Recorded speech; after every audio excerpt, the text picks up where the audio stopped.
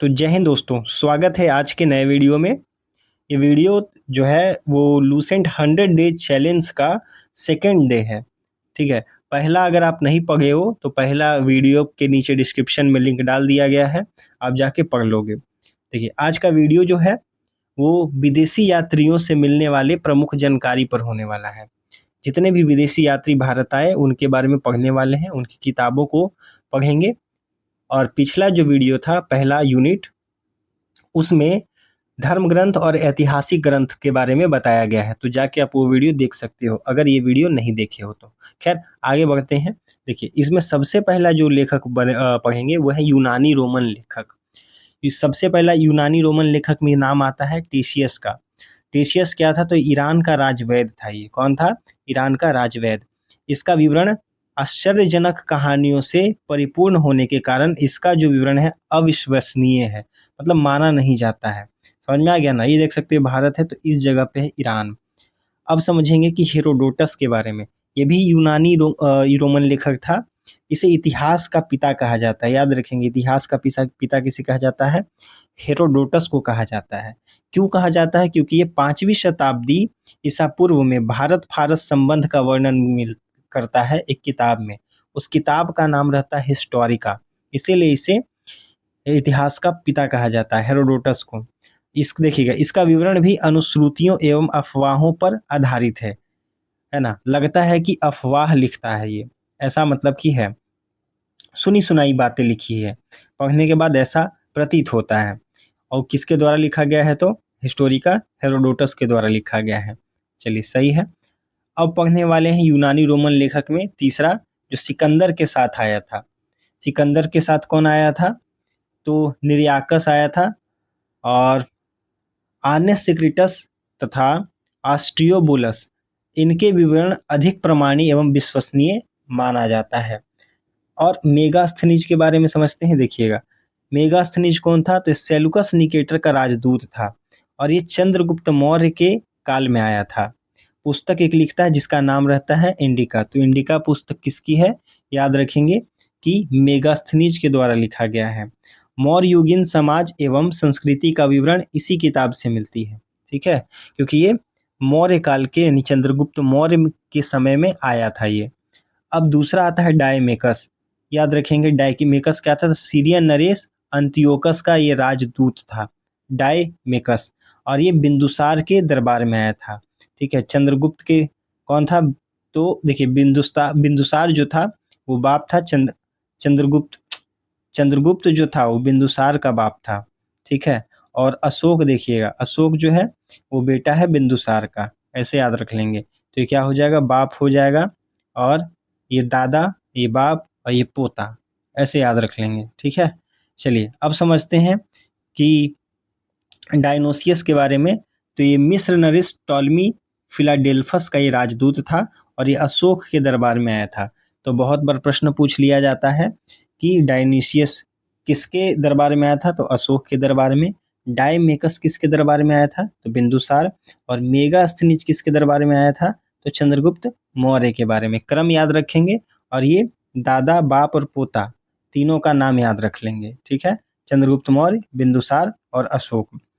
यहाँ बात समझते हैं। देखिए इन यूनानी रोमन लेखकों के विवरण मौर्यकालीन भारत के इतिहास, समाज, राजनीतिक, प्रशासन और संस्कृति को समझने में अत्यंत महत्वपूर्ण भूमिका निभाता है ये। क्योंकि किताब पढ़ेंगे तो ही तो भारत की इतिहास की जानकारी मिलेगी कि उस समय भारत की स्थिति क्या था, यहाँ व्यापार कैसे होते थे, ये सब। अब कुछ और समझने वाले, जैसे कि टॉलमी हो जाता है। तो टॉलमी जो है 2री शताब्दी ईस्वी में भारत आया था और एक पुस्तक लिखता है भारत का भूगोल। तो भारत का भूगोल किसकी पुस्तक है? याद रखेंगे कि टॉलमी का है।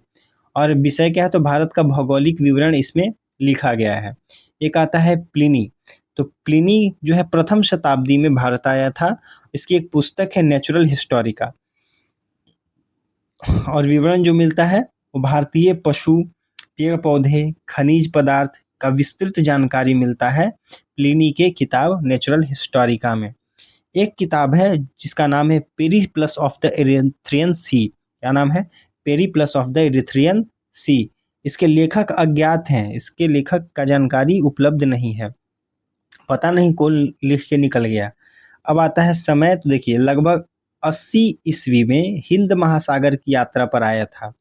और इसमें क्या है विषय, तो भारत के इस बंदरगाह तथा व्यापारिक वस्तुओं की जानकारी इससे मिलती है। किससे? पेरिप्लस ऑफ द इरिथ्रियन सी से। चलिए आगे बढ़ते हैं, कुछ और के बारे में समझ लेते हैं। अब समझेंगे चीनी लेखक के बारे में। तो यूनानी लेखक के बारे में तो समझ गए, अब चीनी लेखक के बारे में समझेंगे। तो उसमें याद रखेंगे सबसे पहला आया था फाहियान। किसके दरबार में आया था? याद रखेंगे कि गुप्त नरेश चंद्रगुप्त द्वितीय के काल में आया था, ये दरबार में आया था। विवरण क्या मिलता है? देखिए यह मध्य प्रदेश के समाज एवं संस्कृति का वर्णन करता है इसकी किताब में। और ये कहता है कि मध्य प्रदेश की जनता खुशी एवं समृद्ध है पूरा, है ना, ये बताता है अपने पुस्तक में। एक आता है, तो अब क्या आता है? संयुगन आता है। संयुगन जो आता है 518 ईस्वी में भारत आगमन होता है। और यह 3 वर्षों की यात्रा में बौद्ध धर्म की प्राप्तियां एकत्र करता है। बौद्ध धर्म से संबंधित जितने भी डॉक्यूमेंट है उसको एकत्रित करता है, ये 3 वर्षों की यात्रा करता है। अगला आता है वेनसोंग। तो वेनसोंग आता है 629 ईस्वी में, चीन से चला था। सर्वप्रथम भारतीय राज्य कपीसा पहुंचा था ये वेनसोंग। अवधि क्या थी? तो भारत में लगभग 15 वर्षों तक ठहर कर 645 ईस्वी में वापस चीन लौट गया था वेनसोंग। और ये किसके शासनकाल में आया था? तो याद रखेंगे कि हर्षवर्धन के शासनकाल में आया था। उद्देश्य क्या था? तो याद रखेंगे बिहार में नालंदा जिला स्थित नालंदा विश्वविद्यालय में अध्ययन करने तथा बौद्ध ग्रंथों को एकत्र करने के लिए भारत आया था। अब भारत भ्रमण करता है तो किताब लिखता है जिसका नाम रहता है सी यू की किताब किसकी है? तो वेनसोंग की है। याद रखेंगे प्रसिद्ध 100 इसमें 138 देशों का विवरण मिलता है जो सीओ की किताब है। और इसमें हर्षकालीन समाज धर्म एवं राजनीति का वर्णन मिलता है क्योंकि हर्षवर्धन के काल में ही भारत आया था।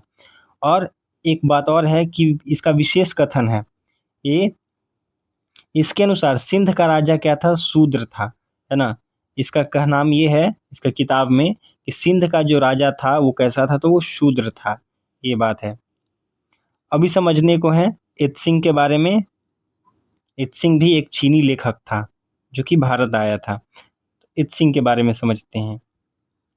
और ये आगमन जो है 7वीं शताब्दी के अंत में भारत आता है इत्सिंग। और नालंदा विश्वविद्यालय विक्रमशिला विश्वविद्यालय तथा अपने समय के भारत का वर्णन करता है अपने किताब में।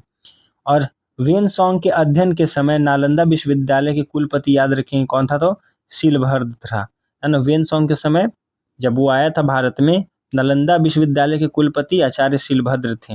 ये बात काफ़ी बार पूछा गया है एग्जाम में, तो थोड़ा सा ध्यान रखेंगे। चलिए अब समझते हैं थोड़ा कुछ और अरबी लेखक के बारे में, क्योंकि यूनानी लेखक के बारे में समझ लिए और चीनी लेखक के बारे में इतना ही रहा। अब अरबी लेखक के बारे में समझने वाले हैं। किसके शासनकाल में? याद रखेंगे कि महमूद गजनबी के साथ भारत आया था। और किताब उल हिंद लिखता है, या फिर इसी का एक और नाम है तहकीक हिंद। किताब उल हिंद या फिर तहकीक हिंद, ये इसका हिंदी का मतलब होता है भारत की खोज, है ना। किताबुल हिंद या फिर तहकीक हिंद का मतलब होता है भारत की खोज। भाषा क्या रहता है इस किताब का? तो अरबी भाषा में लिखता है। और विषय तो राजपूत कालीन समाज धर्म रीति रिवाज राजनीति आदि पर ये प्रकाश डालता है अपने किताबों में। कौन? अलबरूनी। अलबरूनी किसके साथ आया था? तो महमूद गजनबी के साथ भारत आया था। तो लेखक और उसका किताब का नाम आपको याद रखना है, उसके विवरण को याद रखना है, क्योंकि बहुत बार इसी और पिछला 2026 में यूपीएससी में पूछा गया था, है ना। चलिए अब समझते हैं प्रमुख कुछ और बातें।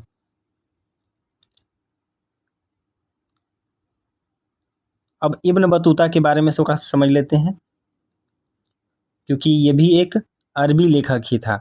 तो आता है यह 14वीं शताब्दी में भारत आता है। 14वीं शताब्दी में भारत आता है इब्न बतूता। और इसकी एक प्रसिद्ध पुस्तक है जिसके कहते हैं रिहला।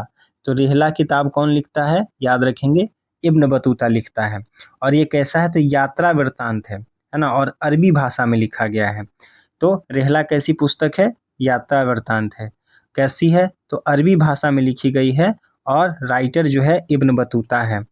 ये 1333 ईस्वी में जब दिल्ली पहुंचा तो इसकी विद्वता से प्रभावित होकर तत्कालिक सुल्तान जो मोहम्मद बिन तुगलक था, इसको दिल्ली का काजी यानी कि न्यायाधीश नियुक्त कर देता है इसकी बुद्धि को देखते हुए। और इस किताब में, इसकी पुस्तक रिहला में 14वीं शताब्दी के भारतीय उपमहाद्वीप के सामाजिक तथा सांस्कृतिक जीवन का विषय में बहुत ही प्रचुर और रोचक जानकारियाँ मिलती है इब्न बतूता के पुस्तक में। अन्य लेखक कौन है? तो अन्य लेखक में दो को याद रखेंगे, तारानाथ और मार्को पोलो को। तो तारानाथ कैसा कौन था? तो तिब्बती लेखक था ये। और इसका दो किताब है, कंग्यूर और तंग्यूर, ये दो किताब लिखता है। और मार्को पोलो 13वीं शताब्दी के अंत में भारत आया था और ये विषय क्या था? तो पांड्य देश की यात्रा पर आया था। पांड्य इतिहास के अध्ययन के लिए यह उपयोगी है इसका, ठीक है, मार्को पोलो का किताब। चलिए, तो आज का हमारा वीडियो यहीं तक होने वाला था। जो पहला यूनिट थे उसमें धर्म ग्रंथ और ऐतिहासिक ग्रंथ को कवर किया गया है, लेकिन इस वीडियो में जो विदेशी यात्री आए थे उनका विवरण और उनके बारे में डिटेल से जानकारी दिया गया था। तो ये लूसेंट का जो सेकंड डे था वो समाप्त होता है।